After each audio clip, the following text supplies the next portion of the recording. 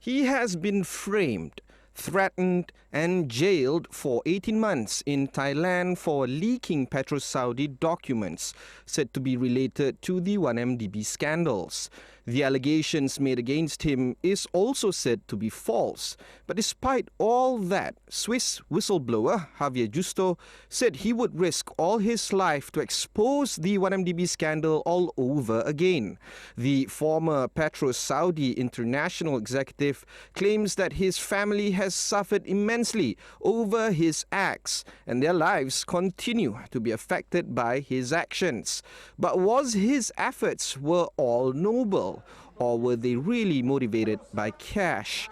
Astro AWANI invites Xavier Justo to the studio as we have a frank, heart-to-heart talk into what were his original motives and whether it was indeed the work of a crusading whistleblower or an act of a desperate man. Thanks very much for joining us in this special Astro AWANI bulletin. Joining me again is Xavier Justo, the Swiss whistleblower. Xavier, thanks for joining us. This will be your first TV interview. Again, it's such an honor for us to have you. And you've been here in Malaysia a few times now after the government has changed. What are your initial thoughts going into the end of the year? In a way, I'm very proud of you having a new government, of having a non-corrupted government, or having an incredible prime minister, because part of this, maybe a tiny part of this is due to the fact that I gave sensitive data to a UK journalist or to the Malaysian Edge company. So there is a sense of proudness about this. Okay, let's talk about that, because when I asked on social media, on our platform, what are the questions that they want me to ask you? A lot of them are asking this.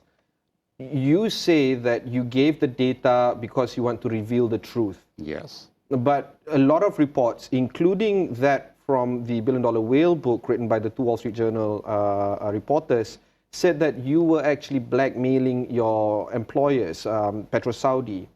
Is there any truth in the fact that you wanted money out of this sensitive data? There is a kind of truth. I wanted my money. It's not I wanted money from anybody else.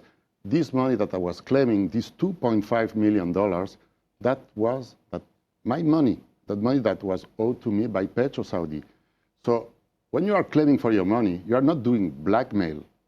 And believe me, if I wanted to do blackmail with this data, I would have asked probably a little bit more than my 2.5 millions.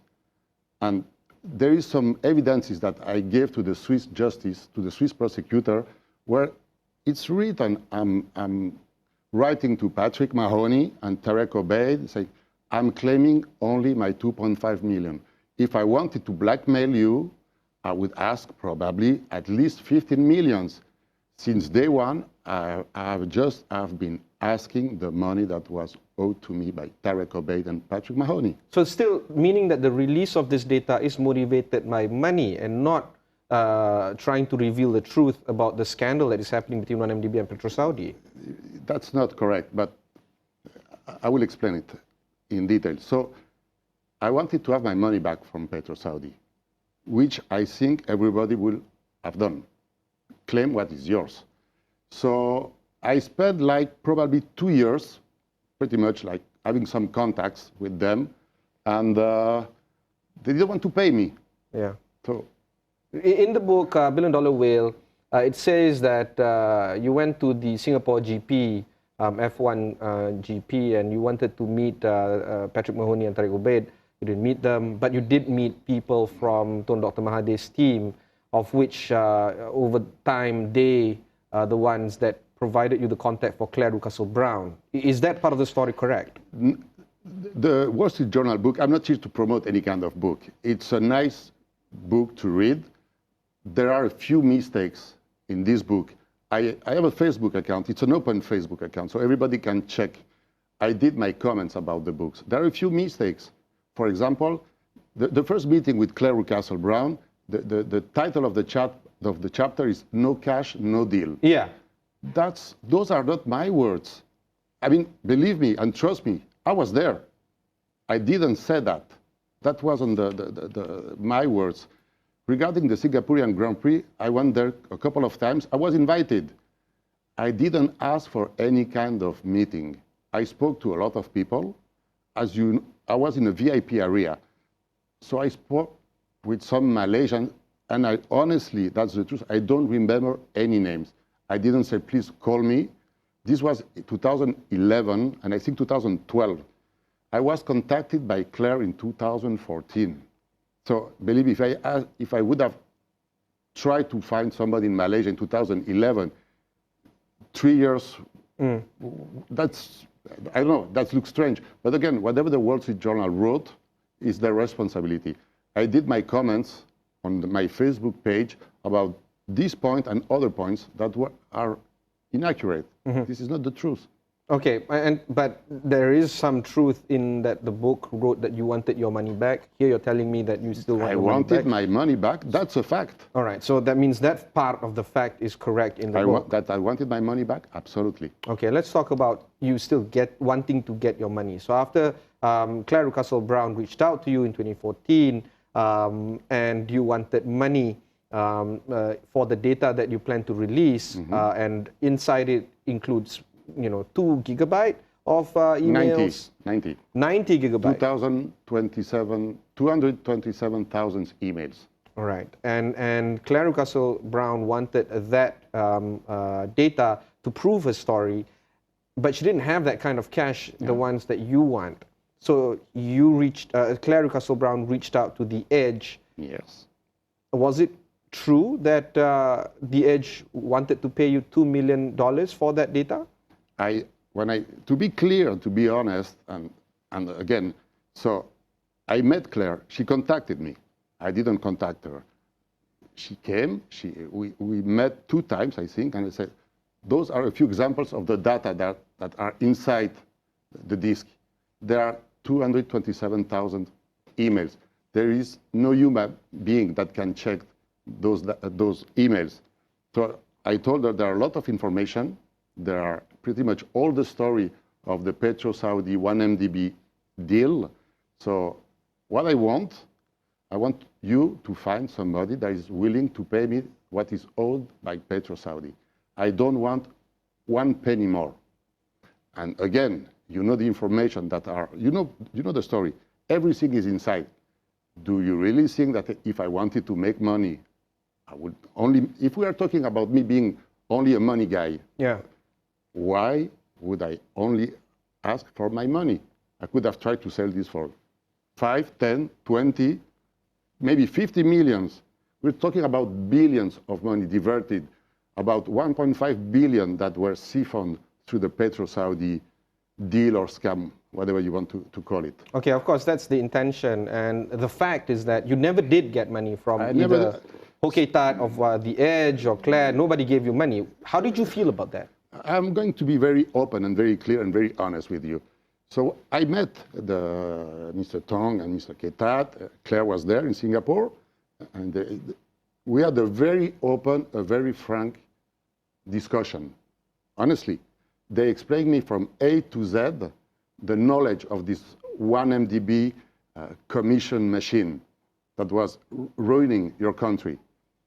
So he said, how much do you want for that? I said, hey, I'm not like selling a car. I'm looking to recover my money. If you're willing to do so, that's great. So that's what happened. I gave the data. I said, how do you want to be paid? He said, we'll settle that one day. It's in the Claire's book. He even wanted to give me a painting as a collateral. I say, hey, we are gentlemen, so just shake hands and let's do it. Of course, after that, I've been arrested and you know the full story. So that's it. I wasn't paid. I haven't been paid. Maybe I will be paid one day. I don't know. You have to understand, it's not my priority. I was never a money man. If I were a money man, I should have tried to sell those data for probably 50 millions. Okay. I met Ketat. I had a dinner with him last time. He's my friend. So it's not, the priority of the moment is not this. You're watching the special edition of Bulletin AWANI. Joining me is Xavier Justo, the 1MDB whistleblower, in his first televised interview. And again, Javier, I'd really like to thank you for coming over and the people that brought you here in Malaysia for this particular conference. You're attending the 10th International Conference on Financial Crime, and Mr. V. Maslamani has actually asked you over. What would be the key topics that you will be talking about in the IFCTF conference? So first, I would like to thank Mr. Mani, the chairman of this International Conference of International Crimes and Financing Terrorism. I feel very proud and very flattered to have been invited as a speaker to this conference.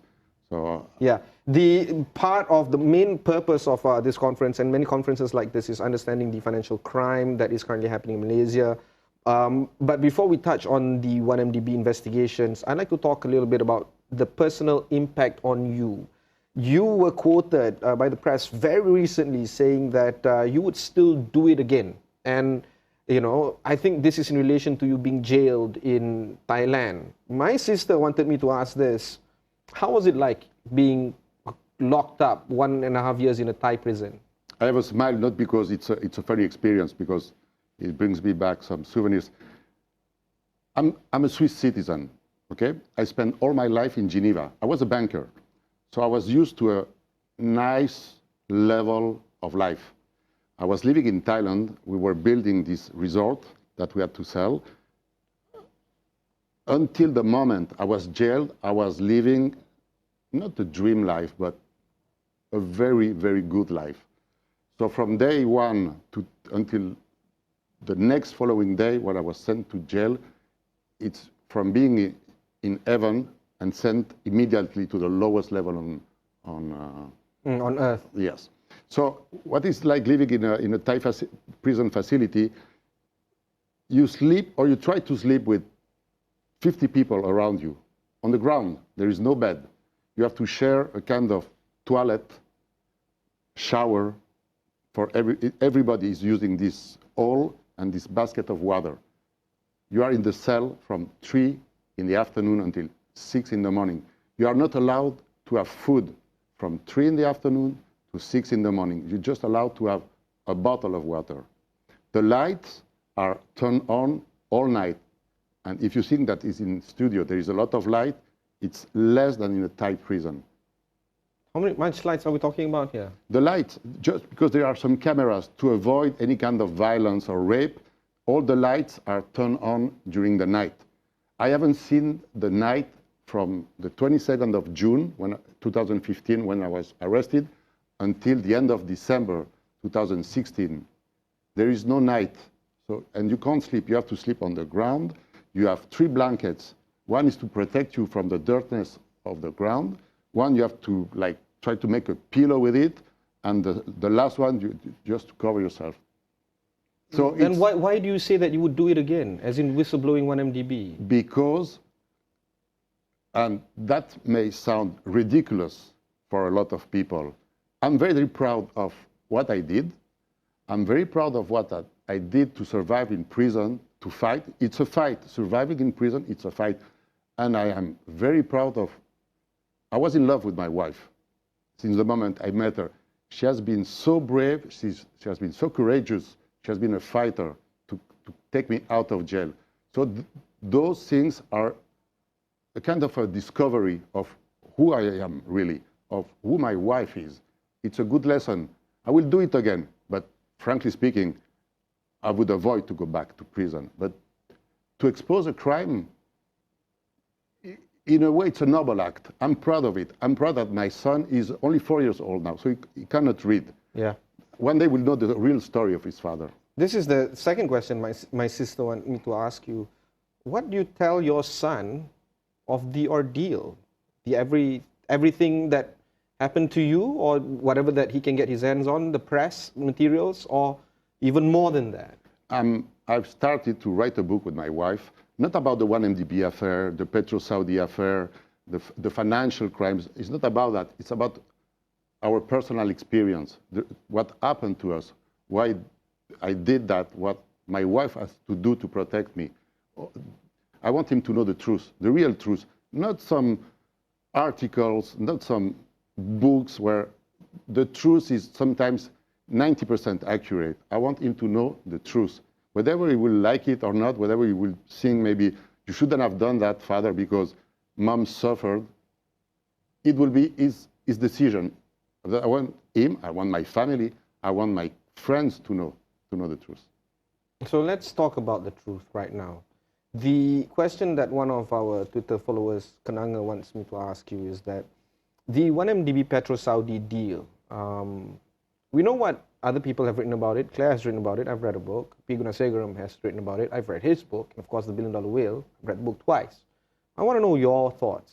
Was the Petra Saudi 1MDB deal really a genuine business transaction, but somehow or other it turned sour halfway? Or was it purposefully done to steal money from the Malaysian public? It was, since day one, done to steal the money. And so I was a banker, but at the same time, my best friend, or one of my very best friends, was Tarek Obeid, since the middle of the 90s. He created this Petra Saudi company, I think in 2005 or 2006. This company had only one good asset. It's the name. It looks like a Saudi government company. But from 2006 until the Malaysian money went through the Petra Saudi accounts or the whatever deal, it was almost a non-existing company. In Geneva, they were hiring a part-time employee. And I know that because they were located in my offices.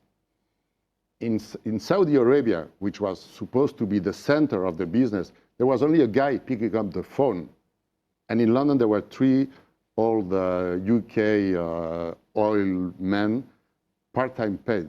So there was almost a non-existent company until September 2009, when they did this famous joint venture between the 1MDB company and the Petra Saudi company.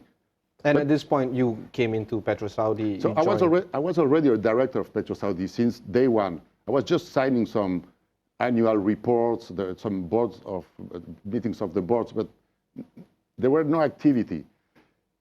If you're there since day one, you know what the ongoings is. You were saying, and I quote, only Patrick Mahoney and Tariq Ubaid knows what's going on. Yes, but let me finish. So as an employee from, not an employee, I wasn't paid. I never got any money from Petra Saudi from 2005 until I came to London. I left Geneva and I quit it. I sold my company. I resigned as a Petra Saudi director. I think it was in August 2009, okay? Before the deal was done. I left, I went to Asia. I was in Thailand with my wife when the deal was done. So in February 2010, a few months after the deal was done and they received the money, Tarek Obeid, one of the 2 owners of Petra Saudi, called me a few times to make me come back to London and work officially for Petra Saudi. At the beginning, I refused. I was well living in Thailand, but he insisted. So I went to work for Petra Saudi London in February or March, I think February 2010, after the deal was done. So I wasn't there when they signed, when they received the money. I knew they were doing a deal with the Malaysians, 1MDB, because that was already a topic in August 2009. But if you're not there, how do you know for a fact that it was a fraud? So the only way for you to know whether it's a fraud or genuine deal if you're there. Okay, I will explain. It's very simple. The deal was a joint venture between the 1MDB company and Petra Saudi. You Malaysians, the 1MDB fund, they sent, the first stage was $1 billion. And Petra Saudi had to bring into the joint venture assets. That's what is a joint venture. You bring something, I bring something. So the Malaysians, you send the money. Petra Saudi officially said they were bringing oil fields mainly in Turkmenistan. This was in September, okay? In August, they had no oil fields. So out of nowhere, they found for $3 billion of oil that they brought in a joint venture. That's it.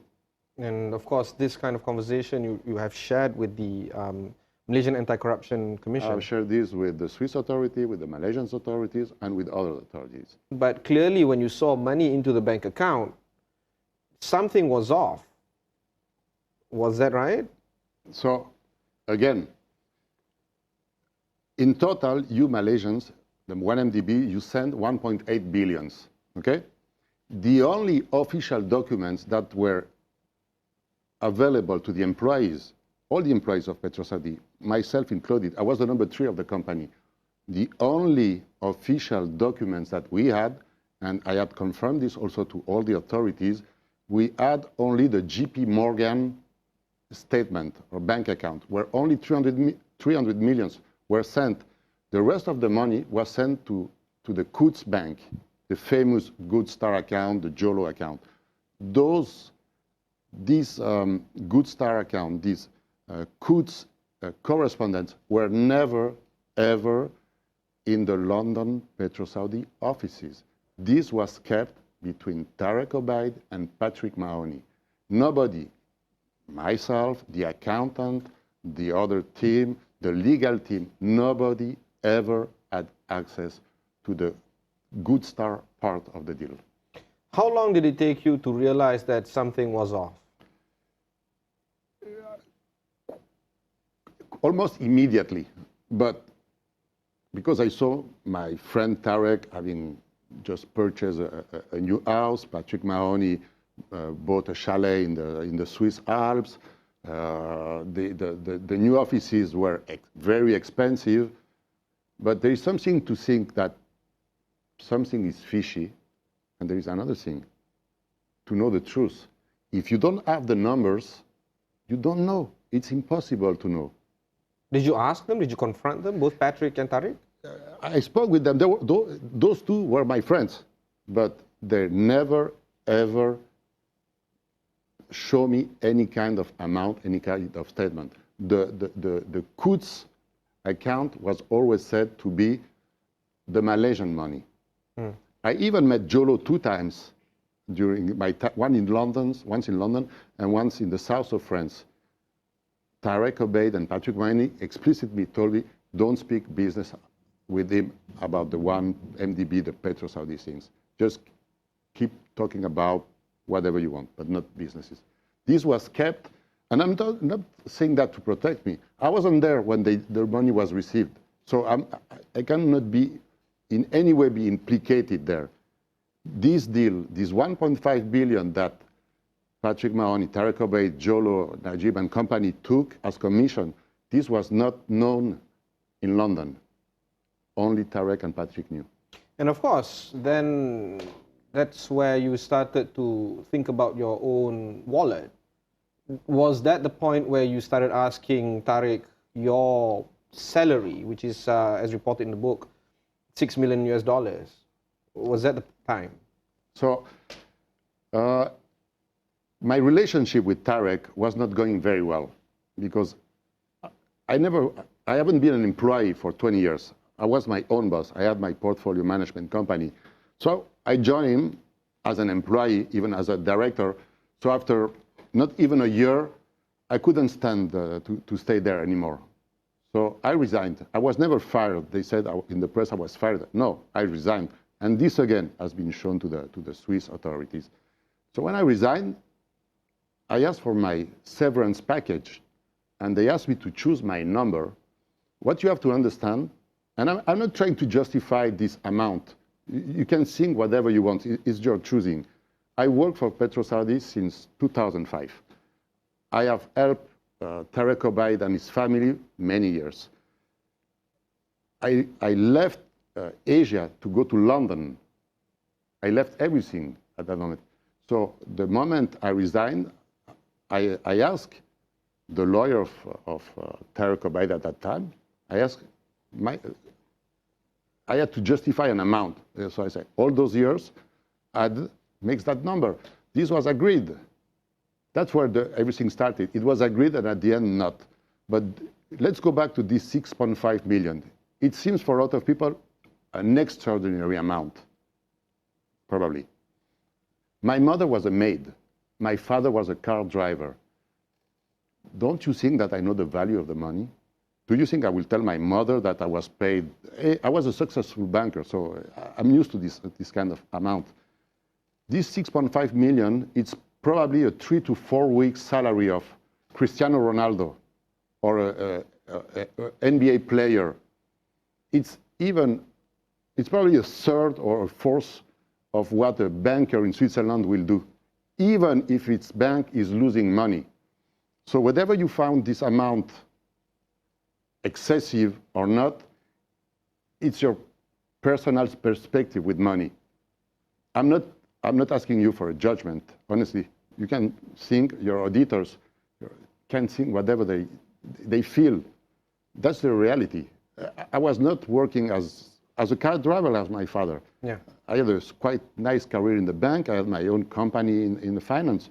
I was doing well. But I do understand that for people like, for example, my mother, who was cleaning houses to feed her family, it's a very big amount. You're talking about you're not seeking judgment from people, from me, for instance. I'm not judging you on the money. I mean, if you work that hard, you believe you get that much amount of money, so be it, right? I mean, who am I to judge? What I am trying to understand more is how you intended to get that money back from your friend or former friend. Was that the decision where you decided to take away the 227,000 emails through this 90 gigabyte data? Is this like some kind of insurance to get that money back? No, there's nothing related with money back. So I left Petra Saudi in April 2011, okay? I was still in Geneva in May 2011. I contacted the IT guy of Petra Saudi, who was my friend. I've been confronted to him by the Swiss authorities. So in May 2011, after I resigned from Petra Saudi, I contacted him and I asked him, frankly, as a friend, can you give me a copy of the server of Petra Saudi? Just because if one day there is a problem, because there were big numbers inside the Petra Saudi deal. If there is a problem, I want to be protected. So he gave me that as a friend. He didn't ask for money. It was between friends. So he gave me those data as an insurance for any kind of problem. And I kept those data without looking at them for a few years. Mm. And this is when you suddenly realize 3 or 4 years down the road that there is something substantial about this. And I'm sure that there are a lot of time for you to go through the data, and some allegations that were created by a lot of parties saying that you doctored the data, saying that you changed the contents of the emails and you doctored, the substantial part of it, framing a story where Jolo was the bad guy, Prime Minister Najib was the bad guy. That was the narrative that was carried by the previous government. Was it true? Did you doctor the data? So I'm a banker, I'm a finance guy. I'm very bad with IT. Just for you to realize, do you know what is 227,000 emails? I have no idea. You will need probably more than a lifetime to go through that. So I was unable to download those data, as it was said. How can I doctor or manipulate or change? I'm not an IT guy. I'm not. So I gave the hard drive. I made a copy, of course. I gave the hard drive to Claire and the Edge. It was never manipulated. The proof is that I still have a copy, the original copy that I gave to the authorities, and they are matching. There is not a single point of difference. But of course, your previous government had no choice. They have always a choice, the criminals in general. You admit and confess, or you deny. And if you deny, you have to build a story. So the story they built was that I was the bad guy, the money-seeking guy, that I stole the data, that I downloaded the data, that I was coordinated this with the opposition, with the journalists, that everything was part of a conspiracy. Just for the record, you're saying all that is not true? None of that is true. Okay. I didn't steal the data. I didn't manipulate the data. I wasn't in any kind of conspiracy or whatever you want to name it with the opposition or of the press. Not at all. Javier, we've covered quite a few topics here, much of it which has been presented to the public through various parties, through Claire Rucastle-Brown, Pigna Segaram, Bradley Hope, and Tom Wright. And of course, much of these allegations are against individuals who have yet to come on the media, which is Patrick Mahoney, Tariq Ubaid, Joe Low, and many others of the actors surrounding him, including the Saudi ambassador to the United States, which Tom Wright did say he's a character that we really need to, look at because he was instrumental in some of the dealings. Now, I understand that you might not be privy to the entire scheme of 1MDB, just that part of Petra Saudi. That was a critical part. That was one of the first few years of this scandal taking place. Was there at any point in time that you decided to say, I cannot trust the Malaysian authorities, I have to go to other powers that be, Swiss authorities, DOJ at the US, or somebody else that will investigate this? Did you ever think about going to the authorities outside of Malaysia? No, never. And why is that? There is no school for whistleblowers. There is not a diploma of being a whistleblower. So what happened with me, so I was contacted by Claire. I'm not going back in the story, but I gave the data, and that's it. I said, hey, I've done my duty. Where is Tariq Ubaid right now? Or Patrick Mahoney, for that matter? So Switzerland is a very small country. Geneva is a kind of a village. So Mr. Ubaid hasn't left Switzerland since probably for the last 2 years. I do think, and we have some kind of common friends, he's quite afraid of being arrested. He has a Swiss passport. There is no better place for being arrested than Switzerland. The prison facilities are a very high level. So he's there. He has been under investigation. Some of his assets have been frozen. And Mr. Patrick Mahoney is, from time to time, is between Geneva and London. Let's talk about Patrick Mahoney. When you were in Thailand, you were reportedly asked to lie on your confession. These days you're saying that it was done under duress, that even the script was written in perfect English. These are the kind of allegations that you throw, saying that there is possibly a UK citizen that is dictating you the terms. Was it Patrick Mahoney? I was arrested, sent to the Bangkok prison. Before going to the prison, I was introduced to a guy by the chief of police of Bangkok, who is quite a big shot. So Bangkok chief of police introduced you to this individual? To this guy, to this Scotland Yard officer.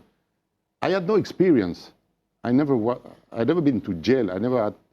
So I was introduced to this guy that presented himself as a Scotland Yard officer. He asked me to plead guilty and to confess whatever he wanted me to confess. And I said, no, I'm not going to confess something I didn't do. They sent me to jail, to the worst cell you can imagine. They let me there for 3-4 days, I don't remember. And this Paul Finnegan came to see me, say, hey, the deal is you stay there 10 years in this particular cell, or you cooperate with us. It's an international investigation between Malaysia, Thailand, and the UK, and you will be home before Christmas. If you don't, you will spend there 10 years. Patrick Mahoney came the following day with the same speak. I was meeting them just to realize that in all the prisons, probably even in Thailand, you have a visiting facility. I was meeting them in the office of the #1 and #2 of the prison, with air conditioning, with coffee, with some goodies. I really thought that this was done through Scotland Yard. You know my level of English. It's quite okay. If you read my confessions, it's done by an English guy. He was dictating me for weeks. And I may be stupid, maybe. Will I accept to do all of this by saying I don't want my lawyer present in a country where I don't speak the language? I'm not crazy enough to do that. I had no choice. So whatever I have to do to get out of there, I did it. I confess, I put names, they asked me they built a script that I had to follow. This was done. They organized 3 meetings with a journalist, one from the Straits Times. He gave the question in advance to this Paul Finnegan. So I had the question for the interview a day in advance, so I had time to prepare it. And the speech that I had to do was the same. I was the bad guy, I steal the data, I was working with the journalists, Claire Castle-Brown and so on. I was part of working with the opposition. I had to say that. It's worse than that. In the middle of January 2016, I had a visit from the Malaysian police that came to interview me in prison. There were 55 or 57 questions. Those questions, I received them a day in advance. I was briefed for 1 day by this Paul Finnegan with a guy from the Thai police. So when the Malaysian delegation came, they asked me these 57 or 55 questions. I answered in less than an hour. Okay?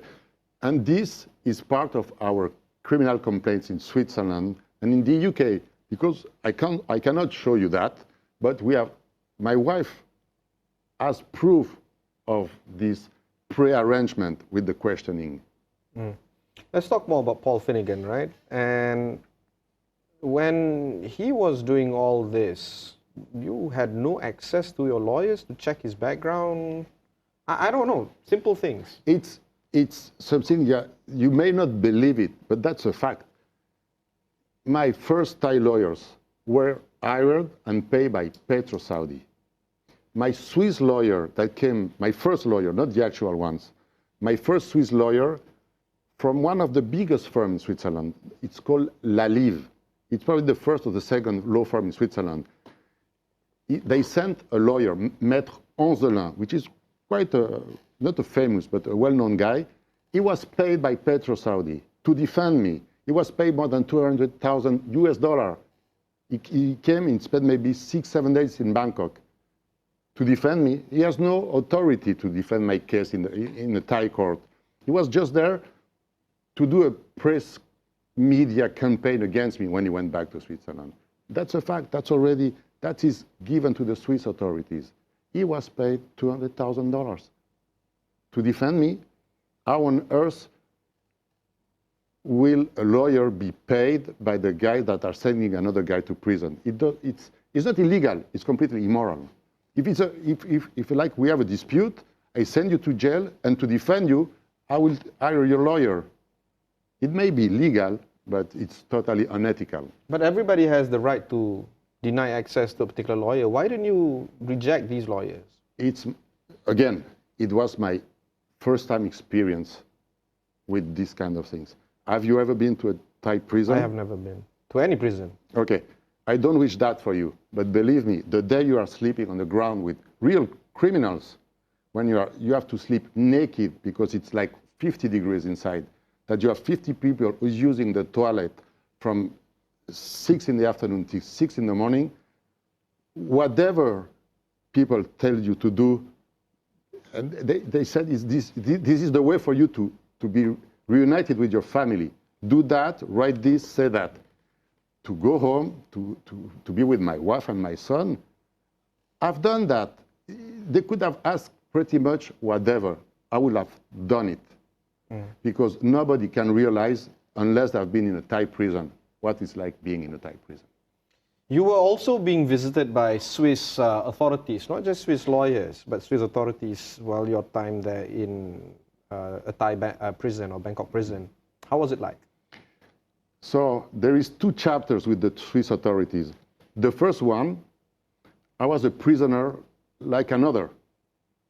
I was sentenced to 3 years, or 6 years, but divided by 3 because I pleaded guilty. They did Petra Saudi and company, and the lawyers did a press campaign against me. So I was looked as a criminal, which is normal. My wife had to leave back to Switzerland because she was threatened to be arrested if I stopped cooperating or if she went public. So she left in May 2016. I was alone for like 7 months. So the minute she landed in Europe, she did this press campaigning with Claire Rucastle-Brown, with The Guardian. She met the FBI, she met the UK authorities, the Swiss authorities, the ambassador, the federal prosecutor. So when the Swiss authorities realized that I was just a tool, the innocent guy that was in jail to cover the crimes, they gave me an incredible support. And if I'm here today, it's thanks to the Swiss and to my wife. Laura Justo connected with Claire Rucastle-Brown to bring your story to light. What is known is that after a few period of time working with Claire, your wife went away, didn't connect with Claire Rucastle-Brown. Why was that communication ceased? Why did your wife stop talking to Claire Rucastle-Brown in the middle of a process of trying to exonerate you from these allegations? She was under pressure. They were threatening her. And this again, we have so many evidences. They said, Patrick Mahoney, Paul Finnegan, that if she stopped cooperating or if she spoke with Claire, I will end up probably dead or extradited to Malaysia. So she's a woman. She's a mother. I'm the husband. I'm the father. She had to do what she had to do to protect me. So she cut off the ties with Claire. They even forced her to tape Claire. Okay? They put an application on her phone to tape Claire, Patrick Mahoney and Tarek Obeid and Paul Finnegan, in order to try to manipulate Claire. But thanks to this recording, even criminals that steal a lot of money are stupid. So they forced my wife to put an app to record Claire, but they forgot to take it out. So all the conversation that they had together, my wife and Patrick, are on record. All of this, it's a bunch of documents like this, have been submitted to the Swiss authorities. That's probably why they're under investigation. Sorry, it's just unbelievable. You're telling me a story that is so amateurish, right? I mean, if it's true what you say, that is. Believe me, it's true. I have no reason to tell those fairy tales. It's a known fact. Unfortunately, it's under investigation. I will not send you some documents. I may send you a couple of pages if you want for your auditors one day. We'll get there. But there is a lot of recording of conversation. The same conversation that Patrick Mahoney, you can hear it on The Guardian or on the Sarawak blog and on others, where Patrick Mahoney is saying, hey, we are in the deep shit because of you. A prime minister is in a deep shit because of that. Those conversations were taped because there may be good criminals in stealing money, but sometimes they made mistakes. And thanks to those mistakes, they will probably end up in jail. Let's talk about the meeting that you had with Joe Low. You were alluding just now, you met Joe Low twice. What were discussed? I couldn't talk financials, as I said before. Patrick Mahoney and Tarek Obeid say, hey, don't talk business with him. He is representing Malaysian, Prime Minister Rosmah and himself.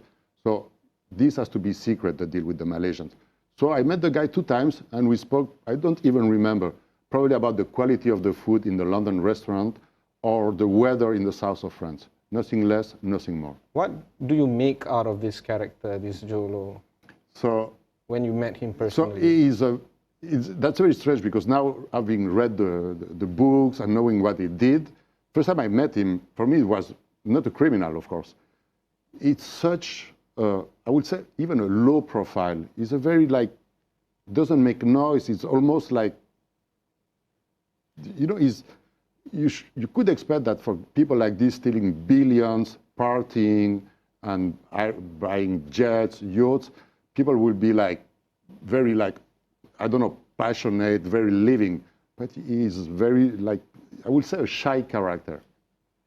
And nothing tipped you off in terms of? No, honestly, nothing. Except that he is, I would say, a very discreet guy, which at the end is probably the opposite. When we started this interview, you said that Malaysia was fortunate enough to have a Prime Minister like Tun Dr. Mahathir. Tell us about how you first came in contact with him or his people. So, I'm not in a position to reveal all the details, but... Why not? I haven't asked the authorization to reveal names, but that's not relevant how I came in contact or why I came. Or the fact is I met your Prime Minister, and he's one of the best moments I had in my life. Not only because he's a very I think it's caring character. I'm sorry, I have to press on this. I think it's very relevant, the context of how you met the Prime Minister, or at least his people. Okay, I met him because I came to meet him. And to be clear, because some people have been asking that, I paid for my travels. Nobody invited me, nobody financed me, nobody gave me any kind of money or incentive. I came here because I wanted to be here, because the victory of Dr. Mahathir and this new government, it's also a little bit my victory. I'm not taking the cover, or it's not for my own glory, but I wanted to be there at that moment. And through this period of time, were there anything that the Prime Minister, Tun Mahathir, asked you to say or not say to the authorities or the public? Not a second. So everything is on your own volition. You're doing this voluntarily in terms of speaking to the authorities, coming to the media. Absolutely. I came here because I wanted to be here. Nobody called me, hey, please come, I will send you the tickets or whatever. I wanted to be present. It's very personal. But again, if you don't have, I've been through a lot. So this achievement means a lot for me and means a lot, of course, for my wife.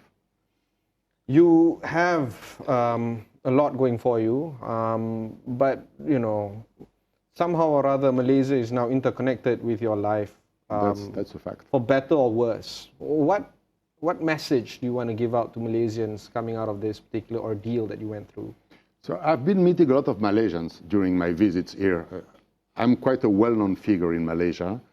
So the only thing I can say is trust your government, have patience. Because a lot of people would like to see Najib and company already in jail.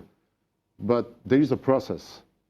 First, you need to have a police investigation, charges, and a trial. Guilty or not guilty, it depends on the justice. You have to respect this. If you want to do it the other way and just arrest the guys and send them to jail, that's fine. But you will act as they will have acted. You will be as good or as bad as they are. So it's your choosing. Just have faith. It's a new start for your country. You have to rebuild a lot of things, a lot of confidence. You have a lot of financial problems ahead of you that you have to solve. So trust your government, and that's it.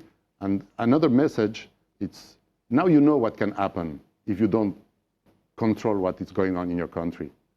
You know, if you give all the powers to a single guy that can be Prime Minister, Minister of Finance, and running the national fund, you may face another problem. But this time will not be his responsibility or hers responsibility if you have a woman as a Prime Minister. It will be yours. It will be the Malaysian people. Because now you know the consequences.